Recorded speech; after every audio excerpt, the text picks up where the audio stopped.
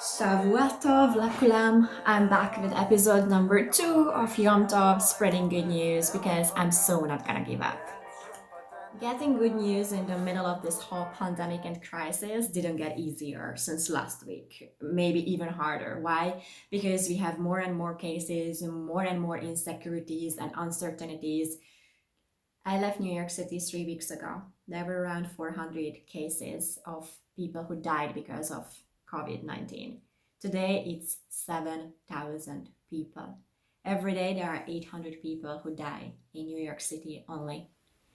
I understand that I promise good news, but we should not lie that this whole situation is on our shoulders, heavily weighing on us. Just yesterday, actually, I wrote a little article on the situation and how I want everyone to consider that we are close to 8 billion people on this globe, which means we have 8 billion people, 8 billion stories, 8 billion journeys.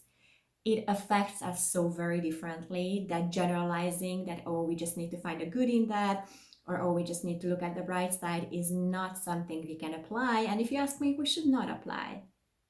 We all are affected very, very differently, both physically, mentally, spiritually, every way. So here is my take. I'm trying to make some kind of planning in my weeks, some kind of routine that keeps my spirit up, and spreading good news and trying to gather them is one of them. So let's see what this week has to offer. So good news number 1 this week. I want to start with a picture that you can see here. I know it's not from last week, but it is just as beautiful as it was last week, and maybe some of you haven't seen it yet. Why is it so beautiful? Because I am working in this so-called pro-Israel niche, which I don't like to say pro-Israel. I don't like to say I'm pro because it automatically entails that I am opposing something. That's not the case. I am for Israel's existence, the Jewish self-determination. So when I'm at rallies or when I'm at college campuses and I'm speaking and sharing my experience with Zionism in Israel, I often get, the labels that Israel is an apartheid, Israel is just executing people, and it's a whole genocide that's going on over there. Well, this picture is perhaps bursting out that another fake news bubble. Because if you have ever been to Israel, then you know that Arabs, Muslims, and Christians both and Jewish people live side by side. And I have a video that went pretty viral on that when I talked with an Arab guy in East Jerusalem in the male restroom. Don't think too much into that. You can watch it here and tell me your opinion.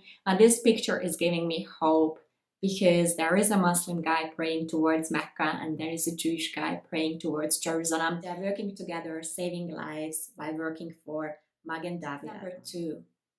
Most of you probably know, if you're Jewish, you definitely know, that this week was and is still going on is Passover. When I saw this video that you can see here, I literally got tears. Okay, it's not so difficult with me. Because what it shows is what I fall in love with when I went to Israel and when I'm going around Jewish people and Jewish communities. This kind of unity, this kind of finding that tiny little good fire in a bad situation, this kind of sisterhood and brotherhood that I'm always talking about. And don't get me wrong, I'm not wearing a pinky rose or rose tinted, that's how you say in English, right? Rose tinted glasses regarding Israel and the Jewish people. There are bad people everywhere, but if you focus on the large, this is still the majority.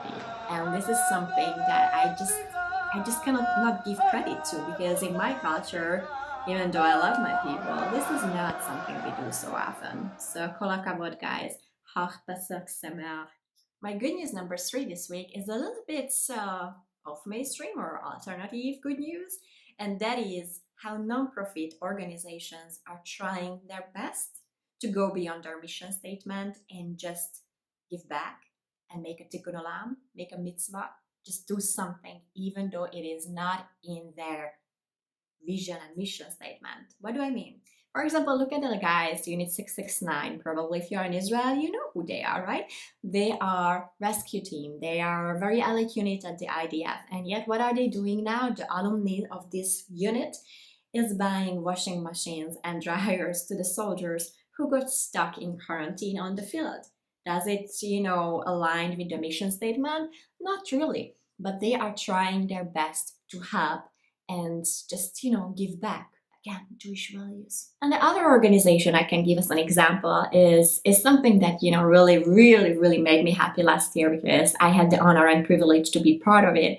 It's the Israeli American Tennis Foundation, and they are doing an incredible job. The original mission statement is to help kids to train for tennis and have a safe haven. Why? Because Jewish kids are often discriminated. I'm not talking about Israel, but outside of Israel, they are victims of anti Semitic remarks or prejudice against Jews. They cannot be just proud Israelis or proud Jews. So the foundation was created first and foremost for this and also to offer a holistic approach to tennis education, meaning be a good player and be a good Jewish kid. So last week we did something amazing that seemingly might not fit to the organization and the foundation's mission statement, but if you look into the details, it is. Last week we created a Zoom conversation that we called Bridging, between hopes and dreams. And we asked sports people and actresses and celebs in Israel, for example, Fauda members, Fauda actors and actresses, to talk with kids with cancer who are in hospital or at home in full isolation. Can you imagine a little kid, 5, 6 year old, battling cancer in isolation in a hospital where oftentimes their parents now cannot visit them to do something beautiful for an hour? And the kids were just so hyped for the rest of the day. We know that from the parents. And that is just really a heartwarming project. And shout out to all the celebs and actors and sports people who devoted their time to this beautiful mitzvah. And yes, so seemingly this nonprofit has nothing to do with kids with cancer. But through this, we are teaching the kids who are learning tennis how to give back, how to go beyond yourself, how to, offer again the Jewish values, how to make a tikkun olam, how to offer a mitzvah. So that is why I think this is my good news number 3 this week, how nonprofits are thinking outside the box just to give something good during this hard times. If you follow me or if you know me, you know that I worked for the UN for almost 2 years and I just gave back my badge a couple of months ago.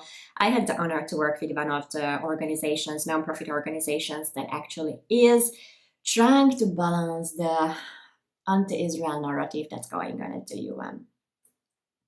So, based on that 2 years, I really saw the good, the bad, and the ugly. That's good, kind of okay, bad, and a lot of ugly. So for me, this serves easily as good news number 4 when I see Danny Danon being tap on the shoulder for good work. What happened? That the UN is having virtual conference calls, obviously, good solution. If you ask me, they could just keep up with that. No need to pay for all that big buildings, but that's just me. So basically, what happened is that the special rapporteur for Middle East peace said, congratulations to Israel and the Palestinian people for the coordinated good efforts to stop this pandemic. That's pretty much one of the best sentences that you could ever hear about Israel at the UN. Needless to say that since then, the UN forgot to actually condemn Hamas for spreading lies that Jews are the responsible people for the coronavirus, or let alone Hamas basically said that if one person in Gaza dies because of the coronavirus, then it's Israel's fault and they are going to attack Israel. I know I promised good news, but this was in brackets because that's the truth, and that shows you how good news that really was. That at the UN finally someone said, good job, Israel. I'm not really sure what you did when you were 16, but I doubt that I was mature enough, for example, to do something. That's my good news number 5.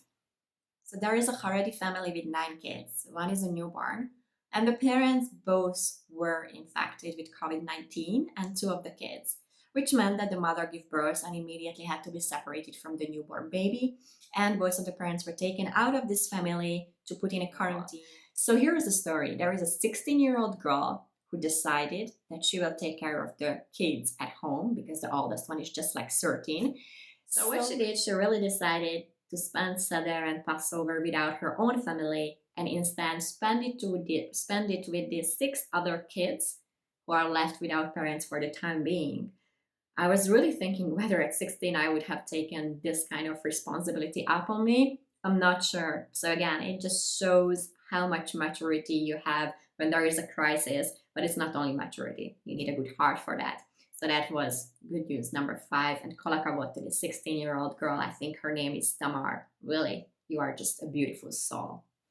חדש הטובות משפר 5 ופלוס.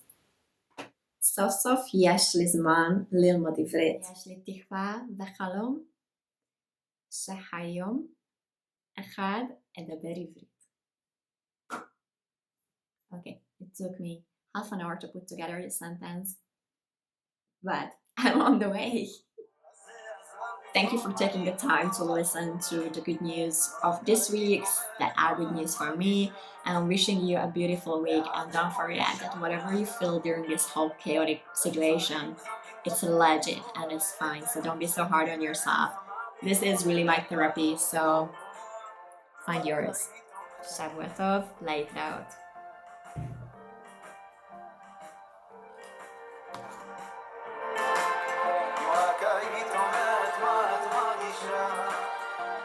ועד אתמול ישנה